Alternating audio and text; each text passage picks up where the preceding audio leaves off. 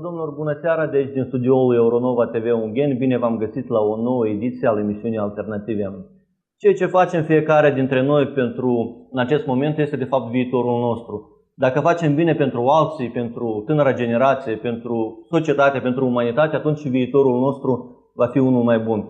Iar cine este viitorul nostru dacă nu tânăra generație? Despre tineri și politică discutăm în emisiunea de astăzi. Dar înainte de a face cunoștință cu invitații mei, vreau să vă aduc la cunoștință că emisiunea este realizată în format duplex, ceea ce înseamnă că în legătură directă cu studioul din Ungheni va intra și studioul Canal Regional Chișinău, unde la fel avem invitați. Așadar, vreau să salut invitații de aici din studio, Cornel Prepeliț, președintele Organizației Teritoriale Ungheni al Partidului Acțiune și Solidaritate. Bună seara, bine ați venit! Și Serghei Naghirneac, consilier regional din partea Partidului Democrat. Bună seara, bine ați venit!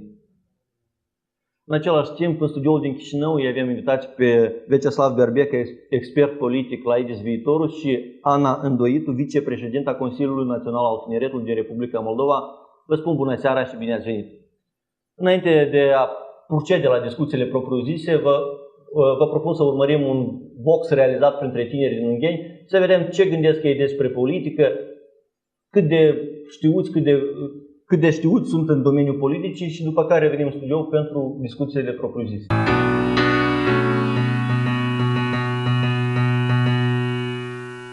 Ce înseamnă pentru tine politica? Politica pentru mine nu este așa de importantă, dar totuși pentru Republica Moldova politica este foarte discutată la noi în țară.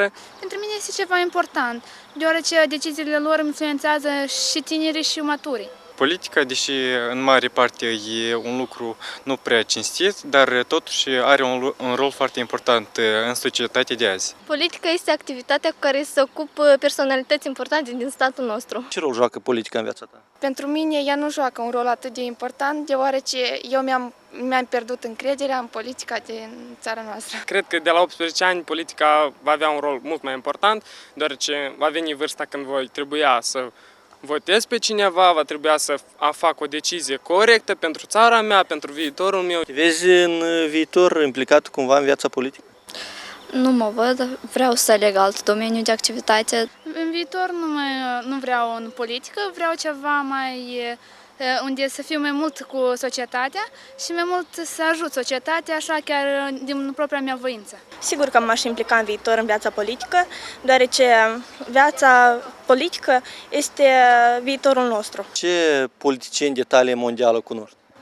Politicieni de talie mondială, nu știu, Donald Trump e politician. Ce personalități importante din viața politică cunoști la nivel mondial? La nivel mondial, Elizabeth Thatcher, ea a fost numită femeie de fier, ea a fost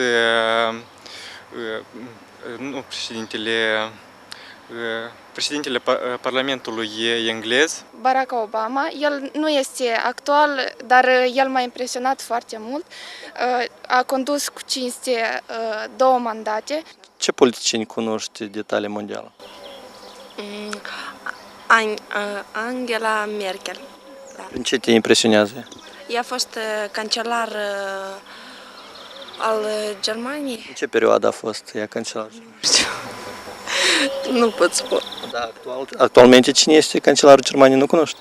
Nu. Un politician așa mai de talie este domnul Igor Dodon. De talie mondială, da? Nu chiar de talie mondială. Adică nu pot să spun că e de talie mondială. Prin ce te impresionează? Nu știu, el e așa un om care chiar de cade, el se ridică. Ce politicieni de talie mondială cunoști? Donald Trump. Și încă? Îl cunoști pe cine? Vladimir Putin. Prin ce te impresionează ei? Prin caracterul lor ferm și pentru că pot conduce o țară atât de mare și pot și ajuta și să ridice țara la un nivel foarte mare.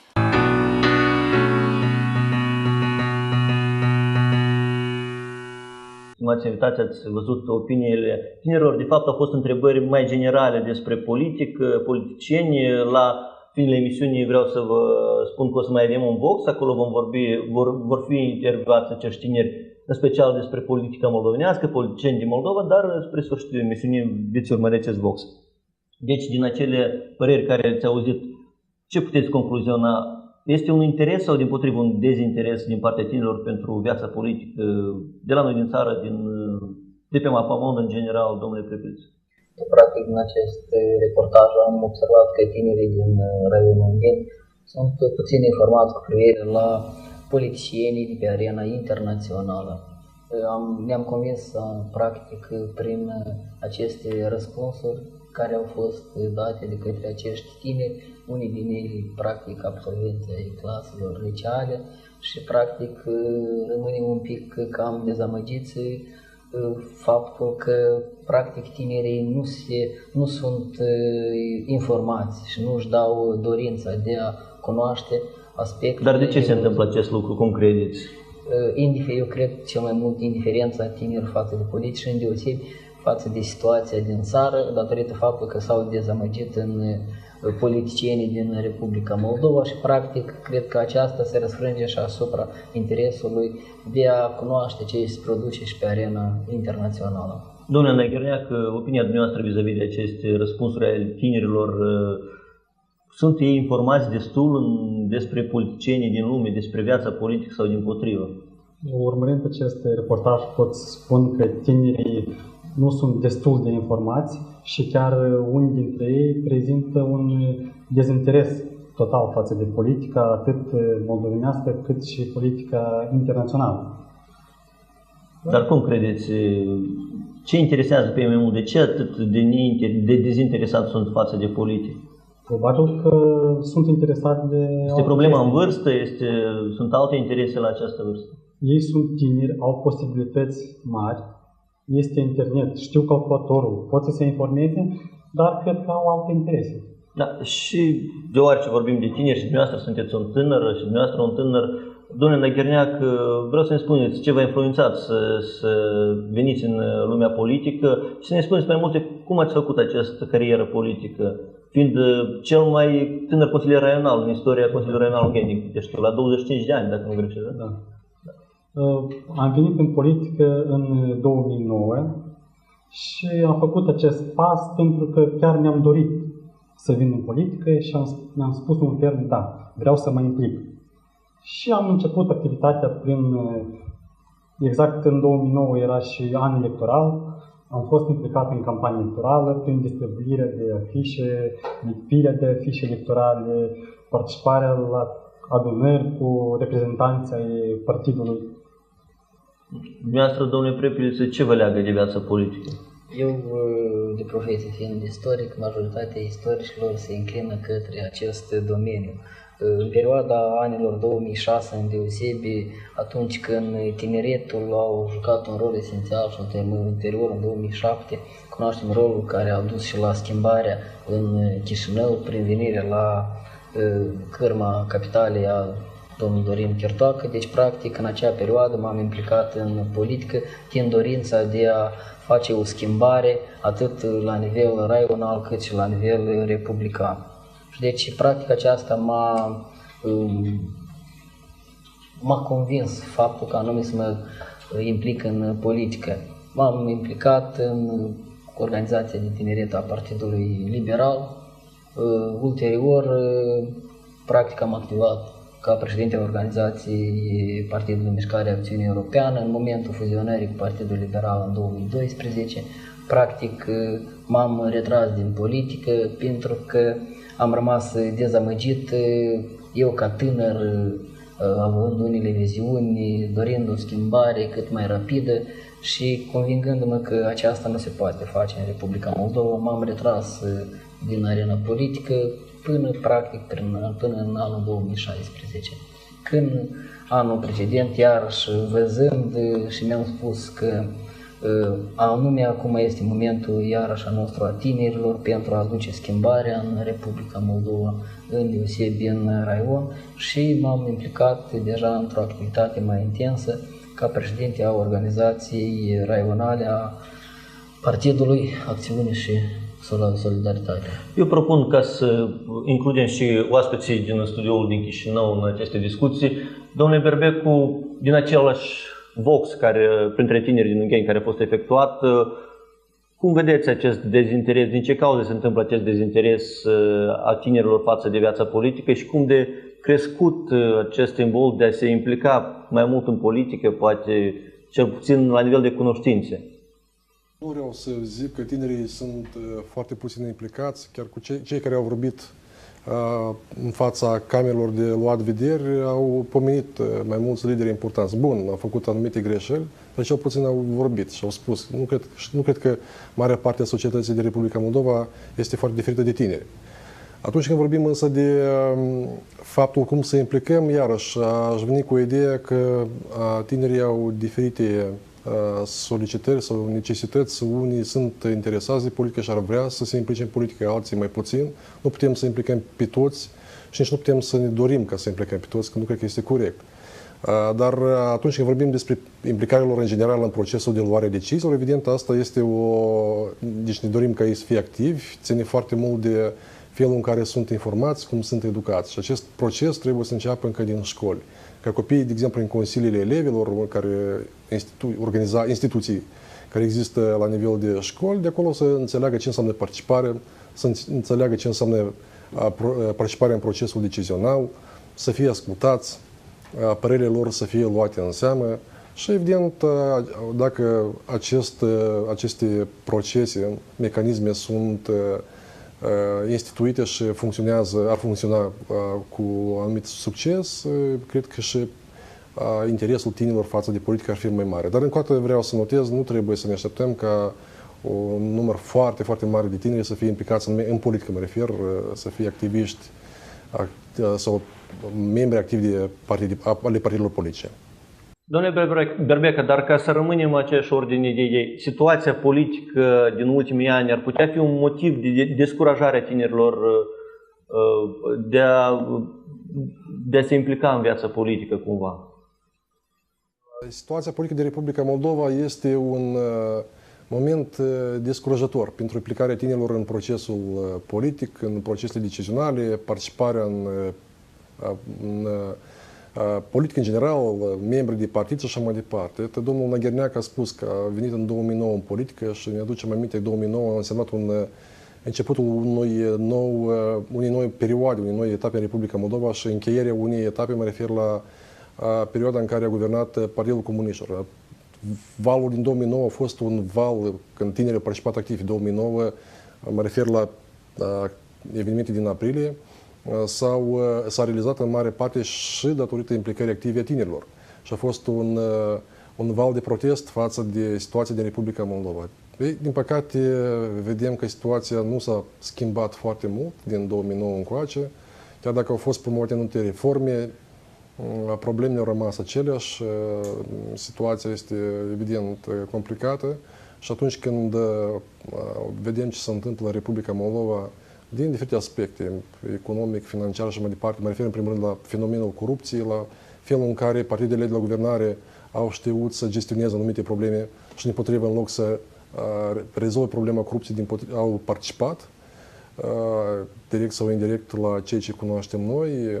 Nu o să mă refer foarte mult la evenimentele la care mă refer. Din acest motiv din aceste cauze apare acest moment al dezinteresului sau acest sentiment de descurajare și de dezinteres față de participarea în politică. Fiindcă atunci când văd ce se întâmplă, ei încearcă într-un fel să se disocieze de partidele de la guvernare sau de partidele care au fost implicate în diferite acte de corupție, politicieni și așa mai departe. Doamna Îndoitu, cu referire la organizația pe care o reprezentanți, organizează careva acțiuni Consiliul Național al Tineretului printre tineri pentru a populariza cumva viața politică, pentru a-i interesa, de a se implica în viața politică? Eu vă zic bună seara și am să-mi permit inițial totuși să mă pronunț vis-a-vis și de ceea ce am văzut în Voxul prezentat mai devreme, așa cum considerăm noi la Consiliul Național al Tineretului din Moldova că discuțiile trebuie să pornite din start de la o premisă corectă, și anume că tinerii nu sunt viitorul, tinerii sunt prezentul.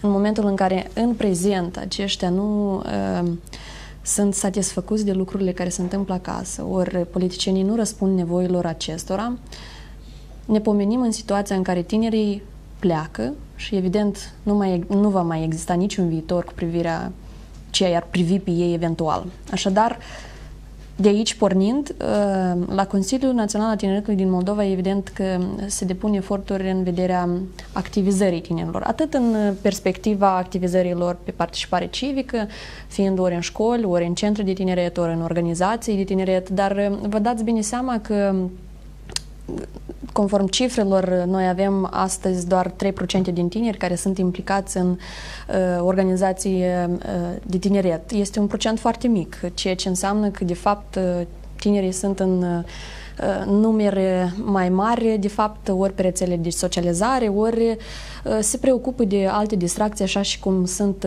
prejudecățile despre aceștia.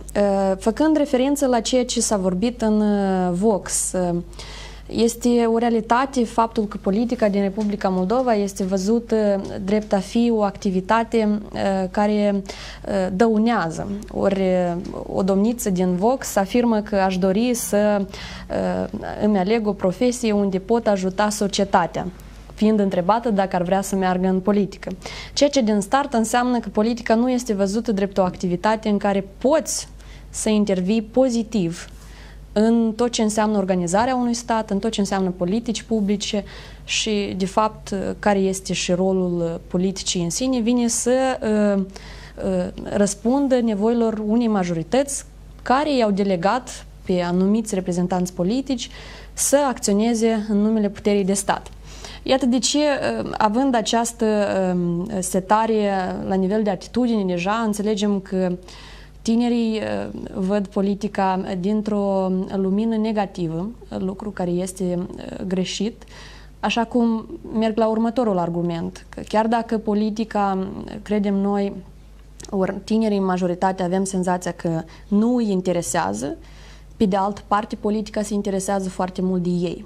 Și noi simțim acest lucru atunci când ajungem în pragul alegerilor, așa cum politicienii încep să facă agitații în jurul tinerilor, dat fiind un segment de vârstă foarte impunător, mai ales odată cu modificarea legii cu privire la tineret, deja ajungând la 35 de ani, vă dați seama că este un procent de până la 35 din populația întreagă a țării, 35%, lucru care, bun, îți reprezintă o bună parte din electorat și, evident, pentru politicieni este bine să sune, să vocifereze tinerii în discursurile lor politice cât mai des, cât mai mult. Totuși, politicienii nu au livrat și, într-adevăr, dezamăgirea de care vorbiți și dumneavoastră vis-a-vis de evenimentele politice care s-au întâmplat istoric, dezamăgirea asta se resimte și ea nu este vorba doar de dezamăgirea față de nerealizarea unor promisiuni politice, dar vis-a-vis și de calitatea vieții pe care un tânăr la vârsta sa plină de incertitudini, pentru că acum vorbesc din perspectiva unui tânăr, este foarte dificil să ai încrederea unei bunăstări în Republica Moldova, dată fiind flexibilitatea ori evoluția politică de aici din țară. Și se înțelege din start, din viziunile pe care le-au prezentat tinerii în Vox, că sunt văzuți drept adevărați politicieni anumite personalități care nu neapărat că întotdeauna sunt coerente în acțiunile sale în acțiunile lor politice, cât sunt foarte populiste. Și aici este o altă problemă în rândul tinerilor, dat fiind populismul care prinde la aceștia.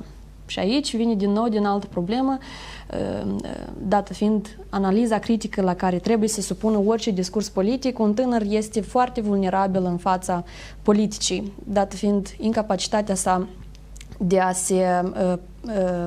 a realiza de fapt o analiză critică a tot ce se afirmă, pentru că până la acțiune este încă foarte mult. Colegii noștri din studioul Canal Regional Chișinău au realizat un subiect despre un tânăr activist din suburbia municipiului Chișinău, din Durlești mai exact. Propun să-l urmărim, după care revenim la discuție aici în studioul din Ungheni.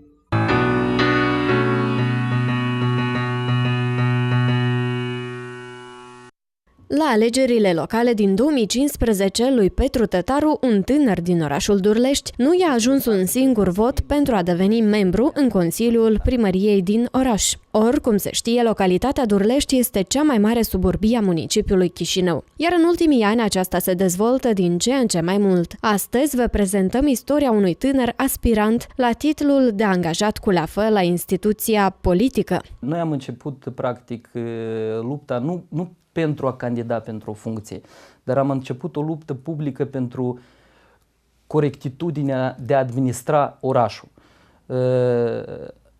Observând problemele sau observând lacunele care s-au creat în gestionarea administrativă la nivel local, am considerat că e timpul să ne implicăm noi tinerii. Pregătirea pentru electorală și viața politică a început cu pași mărunți, dar foarte siguri. Am încercat să accesăm bugetul local, să-l analizăm, să vedem cum sunt cheltuiți banii publici, să vedem dacă se ating direcțiile corecte de cheltuire a banilor publici și, în principiu, odată ce am înaintat aceste cereri și acești pași concreți, am descoperit și mai multe probleme. Ceea ce ține de corupție, ceea ce ține de găurile negre, să-i spun așa, din buget și multe alte interese de grup care s-au creat în primărie. Cel mai dureros a fost să descoper că, de fapt, în tineret nu s-a investit deloc. Petru Tătaru a fost conștient și de faptul că s-ar putea să-l aștepte o înfrângere, însă asta nu l-a făcut să renunțe la ideea de a fi util comunității din care face parte. Înseamnă și o responsabilitate personală care ți-o asumi în fața oamenilor, pentru că când ești în contact sau când ești la întâlnirile publice, trebuie să aduci soluții problemelor. Ca tânăr, lumea, sigur că oamenii te privesc mai mult pe partea că lipsește experiența. Dar noi nu am avut de unde obține această experiență într-o funcție publică. Dar noi nu am avut oportunitățile de a beneficia sau de a fi implicați mai direct în soluționarea problemelor locale. Dar în principiu nu cred că este un obstacol pentru un tânăr ca să își încerce puterile. În viziunea lui Petru Tătaru, profilul unui tânăr implicat în politică ar trebui să arate cam așa. Trebuie să fii un tânăr curajos, un tânăr cu o moralitate puternică, cu un caracter puternic, ca să poți depăși toate aceste etape și să înțelegi că, de fapt, politica nu este pentru interesul personal, dar este pentru interesul public, social. Și atunci când ne lansăm în politică ca tineri, trebuie să urmărim niște scopuri foarte clare. Acum, Petru Tătaru a ales să se implice mai mult în viața comunității prin gestionarea ONG-ului, activitatea căruia presupune organizarea trainingurilor dedicate activismului cetățenesc, sesiuni informative dedicate drepturilor omului, dar și o serie de mini-proiecte pentru a dezvolta comunitatea, cum ar fi amenajarea terenurilor pentru copii. Când vii cu ceva nou, întotdeauna acel nou te sperie, după care intri în esență, intri în detalii, și îți dai seama că, de fapt, acest nou este benefic spațiului public. La cei 27 de ani pe care îi are Petru Tătaru, consideră și chiar dorește ca numărul semenilor săi, care trebuie să se implice în viața politică și socială a țării, să crească. Iar pentru asta își propune ca în anii următori să lanseze o serie de programe despre tineri și pentru tineri.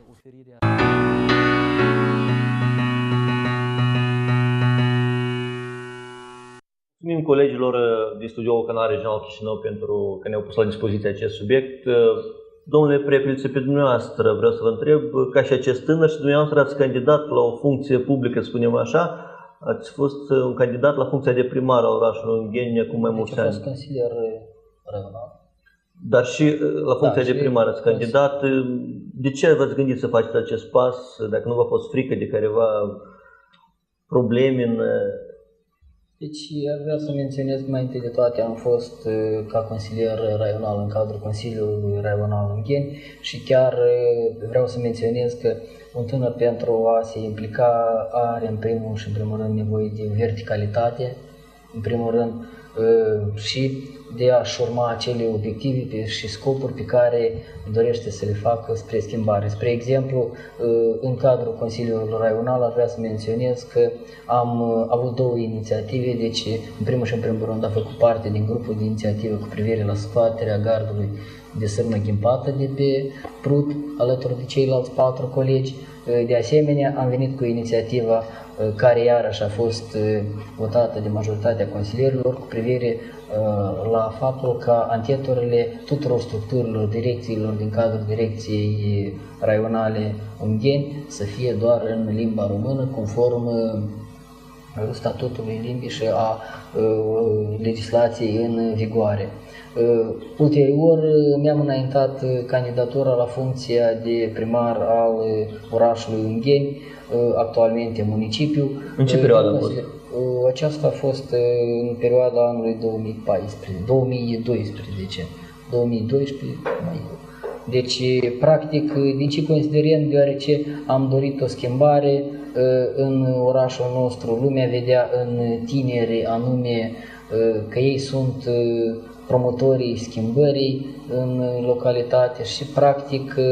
Dar nu v-a fost frică să candidați? Ce vârstă ați avut în 2012 atunci? 12-31 de ani. Deci nu am avut frică, practic chiar de multe ori nu mi este frică pentru a concura și a intra în polemici pe diferite întrebări politice cu cei mai în vârstă. Pentru că noi tinerii de asemenea avem o opinie, o poziție, avem o altă viziune cu privire la unele proiecte, la unele schimbări din diferite domenii. Domnule Năgherneac, cu ce probleme se confruntă tinerii politicieni în ziua de azi? Nu este destul să fii tânăr ca să fii politician. După cum am văzut și pe Vox, tinerii sunt dezinformați, nu au experiența necesară. Eu, ca tânăr consilier, consider că eu nu am acea experiență necesară, dar totuși am de la cineva exemplu, mă autoperfecționez continuu, ceea ce le lipsește tinerilor în ziua de azi. Dar există concurență în rândul partidului și dacă da, cum îi faceți față? Desigur că nu este chiar atât de vizibilă, dar consider că există. Pentru că acolo unde sunt mulți, cineva oricum vrea să iasă în evidență. Eu personal încerc să nu atrag atenția acestor lucruri și acolo unde știu și pot, mă pun în prim plan. Acolo unde nu știu, mai bine mă retrag decât să dau greș și să fiu învinit apoi de ceva. Domnule Prebliță, cum vă impuneți în rândurile partidului în caz că există o concurență, dar probabil există? Deci aș vrea să menționez că noi în partid nu punem accentul pe lideri și simpli membri, noi activăm de la egal la egal toți membrii de partid, deci practic concurența nu putem să vorbim că există între un simplu membru și mine ca lider a organizației raionale. Ceea ce vreau să menționez că iarăși că tinerii s-au dezamăgit și se dezamăgesc pentru a se implica în politică din considerentul că poți să ai acele capacități, acele aptitudini, acele competențe ca să dobândești unele, însă în ziua de azi în Republica Moldova nu poți, dacă nu ești cu partidul de la guvernare și îndeosebi este foarte tragic în ziua de astăzi când tinerii practic iubesc acest traseism politic și pleacă de la un partid la altul, îndeosebi funcțiile acestea care sunt primari, consilieri, care practic dacă au candidat pe listele unui partid, ulterior într-o anumită situație, practic au trecut în altă barcă și practic în aceasta își pierd și acea încredere tinerii în ei și populația pierde încrederea în tineri pentru că aveau unele aspirații, aveau unele gânduri despre viitorul tinerilor, însă văd că tinerii dezamăgesc, au același comportament ca și cei maturi și cred că iarăși aceasta pe mulți tineri îi face de a nu se implica în politică pentru că au unele exemple nereușite față de alți colegi. În acest răspuns, apropo, ați atins un subiect foarte interesant, cred eu, traseismul politic. Domnule Năgherneac, ce gândiți despre traseismul politic? Eu cred că fiecare își bine a venit pe lista unui partid, că a plecat la altul, fiecare își face alegerea. Fie că este bună sau că este rea pentru el. Dar totodată să nu uităm că marea majoritate care pleacă pentru a nu pierde ceva. Funcția sau este vulnerabil la ceva. Dumneavoastră ce gândiți, domnule Prebliță, despre acest traseism politic? Pentru că știu, ambii ați fost în mai multe partide. Da, eu aș vrea să menționez că, practic, în acel moment când m-am retras din PL, un grup mai mare de membri ne-am retras din unele considerente ale liderului de partid, cu privire la mișcarea Acțiune Europeană, deci m-am retras atunci când partidul deja a făcut acea fuziune cu Partidul Liberal și noi nu ne-am regăsit în acea echipă și noi am hotărât și eu am hotărât ca să nu mă mai implic deja în politică, fiind dezamăgit. Însă eu, practic, văd acest traseism, deci aceasta nu consider ca un traseism politic, datorită faptului că partidul politic a dispărut de pe eșichierul politic. Acum, când m-am implicat din nou, deci practic anume văzând situația actuală din Republica Moldova, însă eu privesc acest traseism foarte, foarte urât, aș vrea să menționez. Și anume trebuie să dai dovadă de verticalitate, în primul și în primul rând. Iată, colegul a menționat că unii trec de la un partid la altul din considerentul că are o funcție, că are ceva în spate. Însă dacă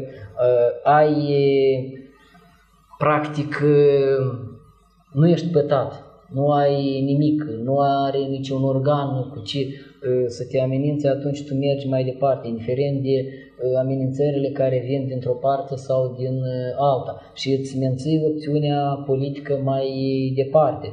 Dacă ai mers pe lista unui partid și ai mers cu acele obiective, când ai mers în fața cetățenilor din localitățile, spre exemplu raionului Ugheni, ai mers cu un program electoral, ai făcut unele promisiuni, ulterior, ca peste o lună, două, deja să adere în altă și practic prin ce se schimbă acele obiective, acel program cu un alt program. Eu nu văd într-aceasta practic ceva normal, este ceva anormal, îndeosebit pentru tineri care practic noi trebuie să dăm un exemplu, că am luat un exemplu de la cei maturi urât și trebuie cam să înlăturăm aceste prejudecăți. Aveți în vedere ceea ce se întâmplă și în Parlamentul Republicii Moldova? Și în Parlamentul Republicii Moldova și în cadrul consiliilor raionale din Republica Moldova și a consiliilor locale, chiar și a primarilor la nivel republican. Eu zic din nou să includem oaspeții noștri din studioul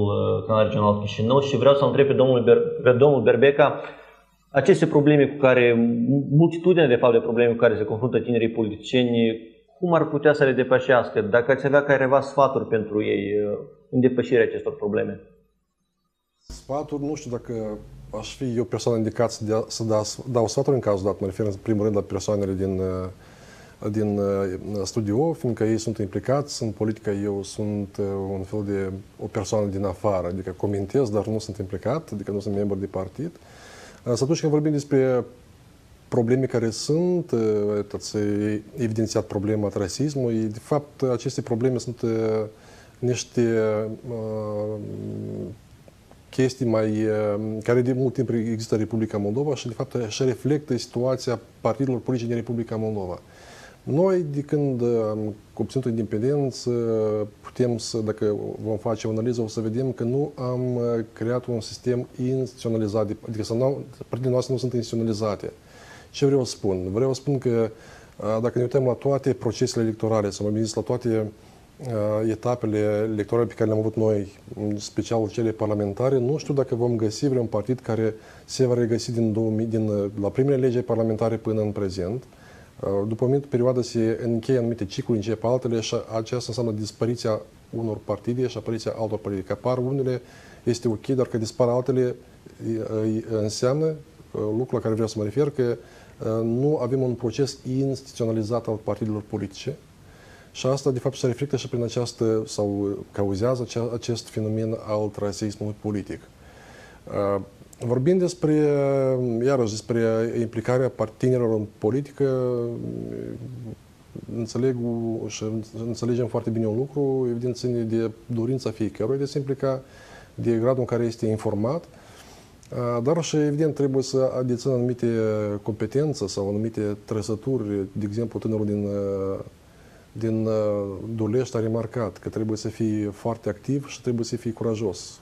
Sunt sigur că sunt foarte mulți tineri cu potențial în partide politice, dar în momentul în care nu sunt curajoși și nu sunt activi, evident că nu se evidențiază și atunci evident că rămân undeva izolați sau rămân pe bandă și nu sunt implicați activ în politică de către partidele politice. Evident, ne dorim ca tinerii să fie implicați în politică, dar nu trebuie să ne așteptăm ca, mă uit rațional la aceste lucruri, nu am putea să ne așteptăm ca ei să fie în număr foarte mare cooptați în politică, fiindcă, iarăși, o să fac referire la unii colegi din studio care au spus că nu au experiență, fiindcă atunci când candidează pentru o anumită funcție, oamenii de regulă își doresc să aleagă tineri, dar se uită evident și la experiența pe care o au, la felul în care știu să-și vândă imaginea, cum s-au implicat în diferite activități la nivel comunitar. Și acestea sunt lucruri tot importante atunci când vorbim despre implicarea sau participarea tinerilor în procesele politice la nivel local sau la nivel național. Doamna Îndoitu, vreau și pe dumneavoastră să vă întreb cum să facem ca să creștem interesul tinerilor față de politică, cum să-i atragem totuși a-și îmbogăți cunoștințele față de domeniul politicii. Cred că am să pornesc din start de la ceea ce a remarcat colegul aici în studio vis-a-vis de faptul că dreptul de a alege și de a fi ales este un drept și nu o obligație.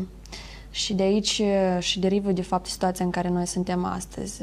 Dreptul înseamnă de fapt posibilitatea de a face ori de a nu face. Acum, până ajungem noi la acțiunea în sine, de a participa activ, tinerii, evident că trebuie să își înțeleagă rolul, să-și înțeleagă puterea politică acordată fie și printr-un vot odată în 4 ani, fie și prin participarea, dacă nu prin dreptul de a fi ales, participarea activă prin cetățenie activă între timp, așa cum s-a întâmplat în exemplul lui Petru, pe care l-am vizionat. Îl cunoaștem și noi pe Petru și știm despre entuziasmul și foarte mare entuziasm în sensul programului pe care și-l propune și de aici vreau și să afirm că de fapt strategia pe care a ales-o Petru este o strategie care a funcționat. În cazul unui exemplu pe care îl cunosc a unui primar de la Coșnița, care este unul tot dintre cei mai tineri primari, care a reușit să facă mai multe fiind într-un ONG până a fi ales într-o funcție politică și așa și-a câștigat de fapt alegătorii. Cum convingem tinerii? Unul este vorba de educație politică, care se realizează într-o anumită măsură în cadrul lecțiilor de educație civică, dar înțelegem foarte bine și am trecut cu toții prin școală și știm că educația civică este lecția cea din urmă, care nu întotdeauna ajunge să dească acele valori, ori acea gândire a unui cetățean activ social. Dincolo de educația formală, există multe alte oportunități de implicare, printre care sunt organizațiile de tineret, centrele de tineret, proiecte, printre care și cele pe care le avem noi la Consiliul Național al Tineretului din Moldova, proiecte de implicare civică prin care noi subgrantăm inițiativele unor tineri care vor să rezolve anumite probleme comunitare. Asta este din nou un fel de a se manifesta, ori noi în același timp facilităm crearea unor consilii locale de tineret, între timp a organizațiilor de tineret care vor să consolideze și să aibă și un statut politic.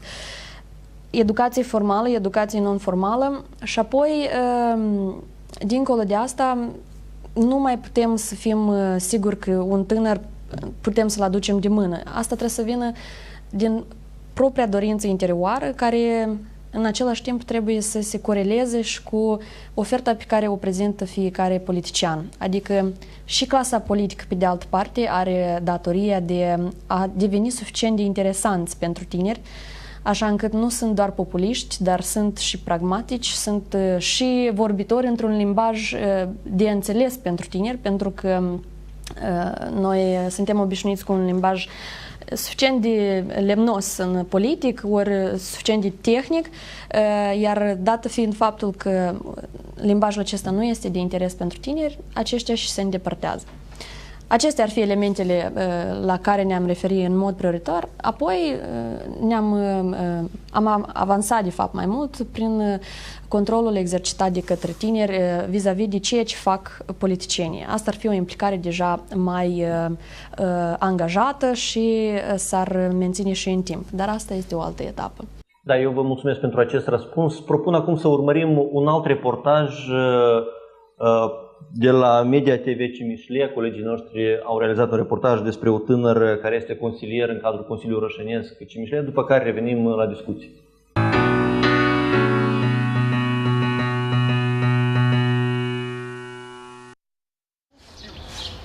Olga Postovanu, o tânără din orașul Cimișlia, de 2 ani este consilieră locală. Îi place această activitate și crede că tinerii au ce spune în politică și administrație publică. În calitate de consilier, consider că am ocazia să și prind foarte multă experiență, dar să-mi și exprim opinia pe mai multe subiecte. Este adevărat că totuși diferite persoane și nu neapărat facem discriminare sau diferență între vârste, dar există păreri diferite pe anumite subiecte. Olga este foarte activă în cadrul Consiliului Orășenesc Cimișlia. Împreună cu echipa de partid, ea propune des amendamente la proiectele de decizie. Practic, nu există ședință publică ale Consiliului Local la care să nu intervină în discuții. Pentru a fi inclus în proces verbal, de către secretar, în primul rând, comisia a avut loc luni. În aviz solicitările, deci a fost o zi la dispoziție, rugăm ca toate solicitările incluse în aviz să fie prezentate răspunsul în scris. Pentru că noi am stabilit un termen aici, cât timp să discutăm acest subiect, deja am depășit foarte mult. În calitate de secretar a Comisiei Buget Finanțe, din acest motiv inclusiv, încerc de fiecare dată să public și eu chiar proiectele de decizie, să aducem la cunoștință despre subiectele discutate și împreună cu echipa mergem în teren, discutăm cu populația pentru că ne interesează care sunt prioritățile orașului din perspectiva cetățenilor. Comunicarea cu cetățenii, fie direct în stradă, la domiciliu, prin rețelele de socializare sau prin intermediul televiziunii locale, este o activitate permanentă a tinerii consiliere. Unii o încurajează, alții îi dau sfaturi sau o critică. Eu știu că Olga se ocupă de ceva timp de politică, se ocupă de business, se ocupă de lucrurile cu tinerii în drumă, îi ajută să-și găsească calea potrivită, să se dezvolte. Îmi place de Olga, pentru că ea este un tânăr ceva mai deosebit. Da, eu sunt de acord că tinerii să fie consilieri, să aibă dreptul să facă. Da, eu sunt de acord între astea. Dacă te ocupi cu sportul, îți faci un caracter puternic și poți să învingi toate greutățile care sunt în politică, nu? Olga Postovanu a făcut facultatea și masteratul în Galați, România, în domeniul economic, afaceri internaționale. A făcut masteratul și la Academie de Administrație Publică. Apoi a lucrat în calitate de specialist în atragerea investițiilor la Consiliul Raional Cimișlia, iar în prezent este manageră a incubatorului de afaceri din Cimișlia. Și să recunosc, abia ajungând managerul incubatorului de afaceri, am descoperit potențialul și importanța antreprenorilor pentru dezvoltarea economică a localităților, a orașului și a țării în general. Sunt absolut impresionată de curajul tinerilor care inițiază activități de antreprenoriat. În cadrul Consiliului Orășenesc Cimișlia, tinerii cu vârstă de până la 35 de ani reprezintă peste 30%, 7 din cei 23 de consilieri locali.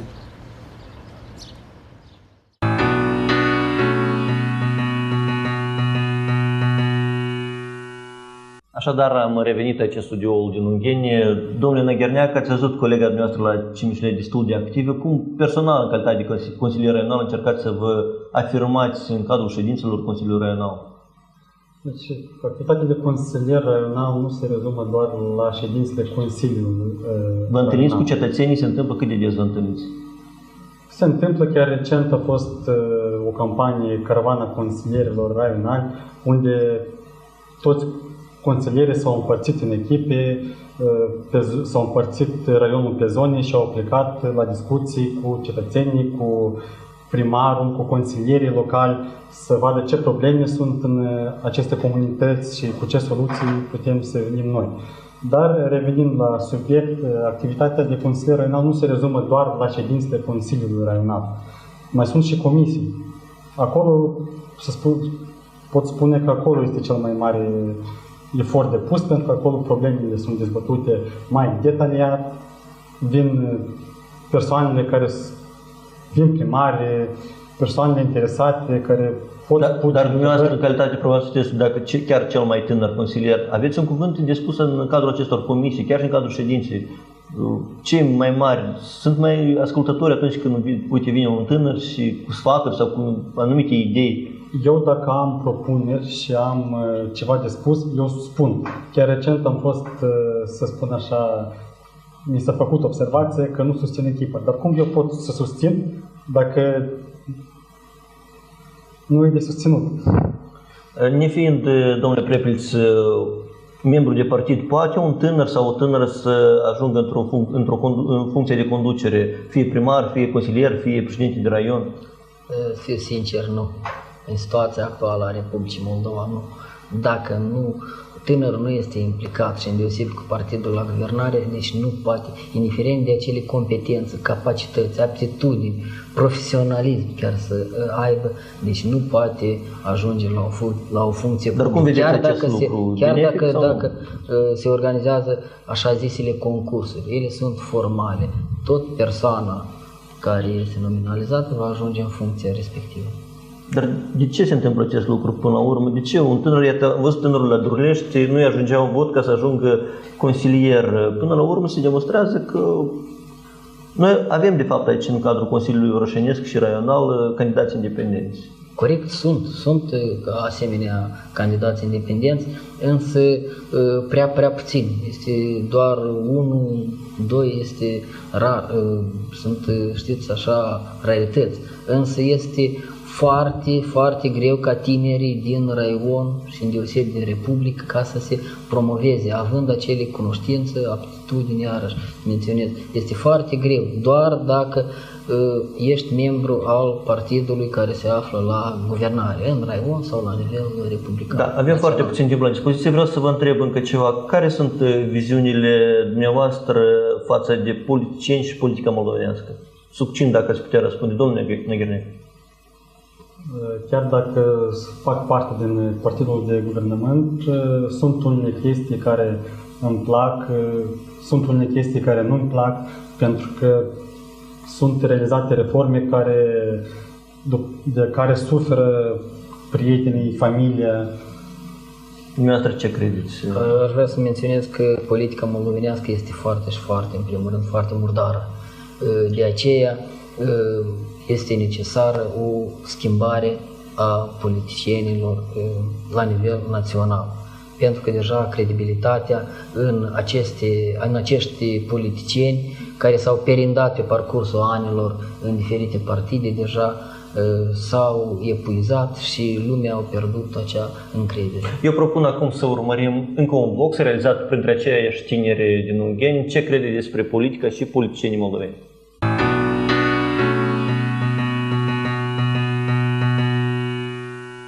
Ce ai schimbat tu în politica moldovenească? Multe lucruri aș schimba. Ca de exemplu, poți să spui măcar un exemplu. Domeniul de învățământ, sistemul de învățământ. În primul rând aș schimba comportamentul celor de sus față de populație. Să fie mai receptiv, să fie mai aproape de populație, să audă părerile tuturor, să le audă, nu să le asculte, că toți le ascultă, dar nimeni nu le aude. Ce ai schimbat tu în politica moldovenească? Aș schimba multe, dar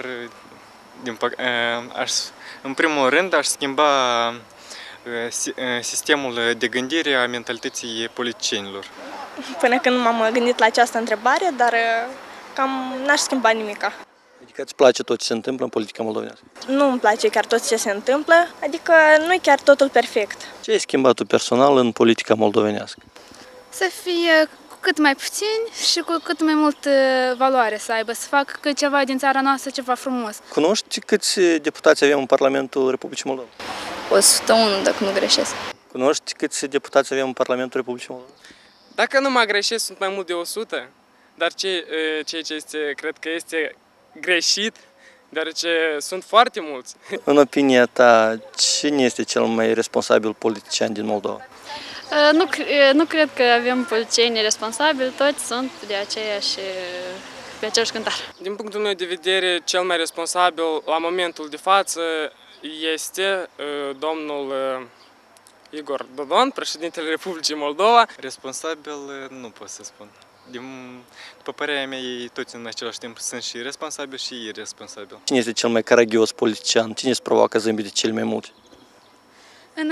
Când eram mai mic, cel mai tare Vladimir Voronin, prin vocabular și prin atitudinea lui. Provoacă un politician moldovean zâmbete când îl vezi la televizor? Da, pot să spun că îmi provoacă zâmbete. Cine nu? Anume Vlad Filat, câteodată îmi provoacă zâmbete, mai ales că sunt articole de el și multe articole care îl descriu pe el și îmi provoacă unele zâmbete. Nimeni nu-ți provoacă zâmbete când îi privești la televizor? Da. Cine? Dorin Chirtoac.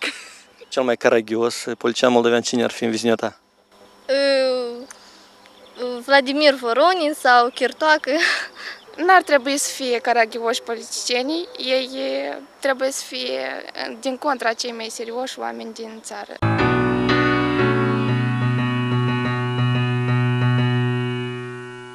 Acum am revenit în studioul din Ungheni, dar vreau să întreb oaspeții din Chișinău și pentru că avem foarte puțin timp la dispoziție, aș vrea să am oferit câteva răspunsuri foarte succinte. Atât vreau să întreb și pe domnul Berbeca și pe doamna Îndoitu, ce pot face tinerii pentru a îmbunătăți calitatea politică de la noi din țară și pentru a-i face și pe politicieni mai responsabili? Ne dorim ca ar fi foarte bine ca tinerii să fie mai activi și implicați în politică. Evident, de la tineri emană aceste inițiative, curaj emană foarte multă dorință de a se implica, idei multe. Iar atunci când vorbim despre cum ar putea ei să schimbe, evident să nu adopte practicile care există în Republica Moldova la nivel de lideri de partid sau la nivel, hai să spunem așa, de conducători de stat sau conducători în care se află în diferite funcții, fiindcă eu sunt sigur, sunt foarte mulți tineri care vin cu idei foarte bune, vin cu o ținută morală de invidiat, însă până la urmă, văzând ce se întâmplă în împrejurul lor, se împotmolesc și în mlaștina politicului din Republica Moldova.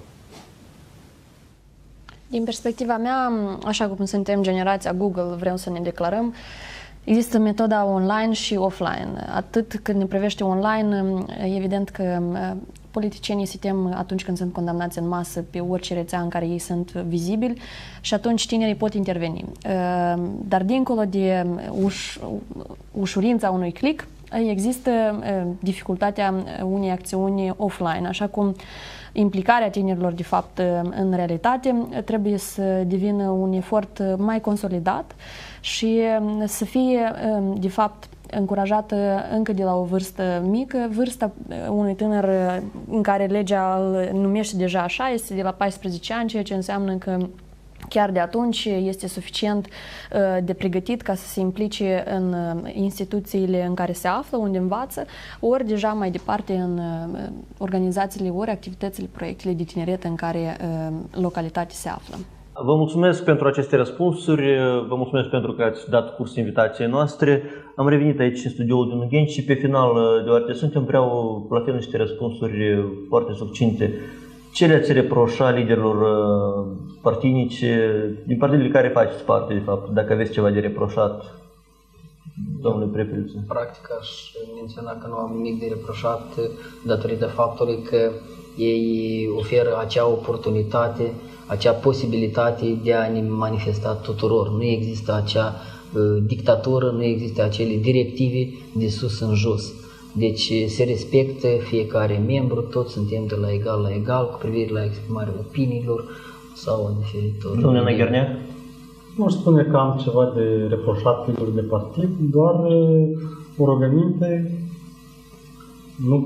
nici nu pot să spun că e o rugăminte, dar mă rog, ca toți să fim auziți și să fim egali. Da, și o ultimă întrebare, de fapt mai mult o provocare. Domnule Năgherneac, care ar fi aturile partidului din care face parte domnul Prepeliță, PAS? Care ar fi aturile, părțile forte? O întrebare chiar provocatoare, dar bine, sunt activi și se implică. Și dumneavoastră, care ar fi aturile Partidului Democrat în cazul dat dacă domnul Gherneac face parte din acest partid? Aturile de moment sunt că sunt la guvernare și au posibilitatea de a coopta de cât mai mulți membri ai altor partide, de a dezvolta trasismul. Da. Pe această notă, eu vreau să vă mulțumesc pentru participare în această emisiune. Cu siguranță o să vă mai invităm și cu alte ocazii.